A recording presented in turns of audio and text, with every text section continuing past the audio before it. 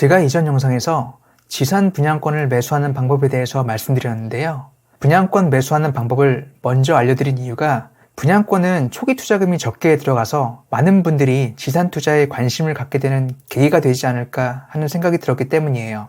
우리와 같은 투자자들은 소액 투자로 높은 수익률을 달성하기 원하니까요. 그런데 말이죠.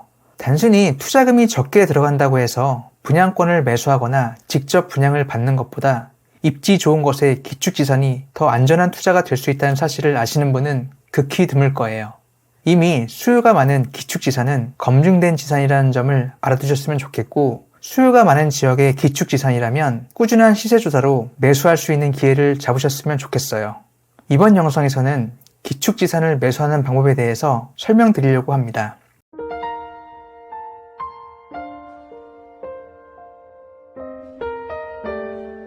분양권 매수 프로세스보다 간단한데요. 이유는 아파트를 매수하는 프로세스와 비슷하기 때문이에요. 다만 투자 초기에 건물분의 부가세가 필요하다는 부분만 조금 다를 뿐이죠. 통상적으로 매도자는 건물분에 대한 부가세를 별도로 매도하기 때문에 잔금 및 부대 비용 외에 건물분에 대한 부가세를 추가적으로 준비하셔야 됩니다. 기축지산을 매수하는 프로세스는 다음과 같아요. 하나, 매수하려는 지산의 대출이 어느 정도까지 나오는지 은행을 통해 미리 확인하기. 모두 현금으로 매수하시는 분들에게는 해당 사항이 없으시겠지만 이 영상을 보시는 대부분의 투자자분들은 대출을 일으켜서 매수하는 것이 투자의 기본이라는 것을 잘 알고 계실 거예요. 대출을 이용하여 매수하신다면 가장 먼저 체크해야 할 점이 있는데요. 우선 매수하려는 지산에 소유자가 몇 명인지 확인을 하는 거예요.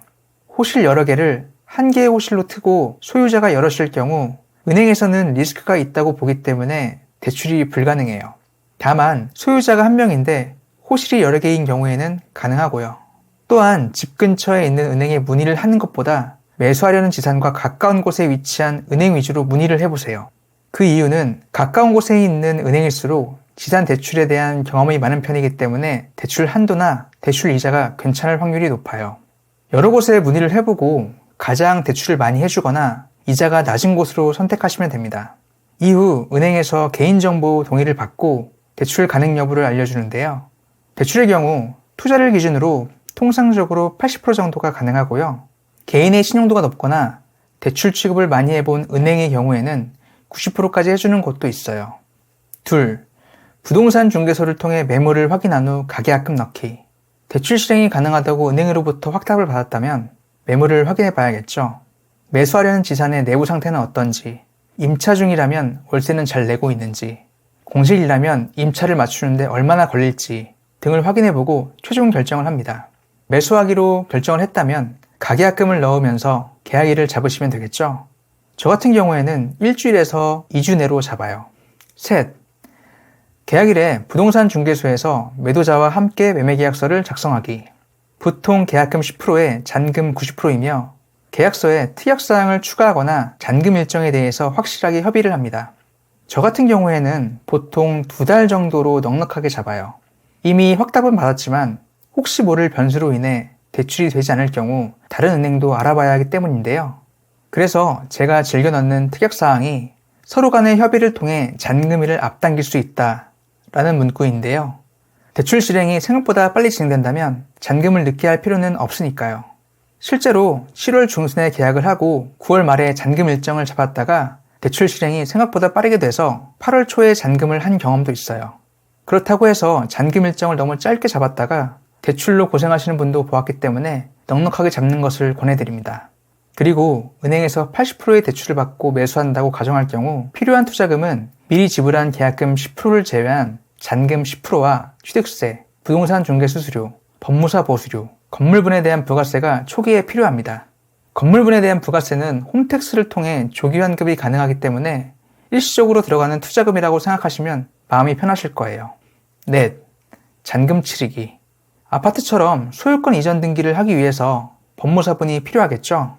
통상적으로 근저당 설정을 하기 위해서 은행과 계약을 맺은 법무사분이 오시기 때문에 그분과 진행하셔도 됩니다. 그런데 경험상 보수료가 좀 비싼 경향이 있기 때문에 조율은 꼭 필요하다고 생각하고요. 만약 보수료 조율이 되지 않을 경우 법무통 어플을 통해 저렴한 비용으로 소유권 이전 등기를 진행하는 법무사분을 따로 섭외하시는 것을 조심스럽게 추천드립니다. 제 경험을 말씀드리면 보수료 조율이 안 돼서 따로 섭외했더니 은행 법무사분이 제가 원하는 수준으로 금액을 낮춰 주시더라고요. 이후 잔금일에 대출 기표와 함께 잔금을 치르시면 되고요.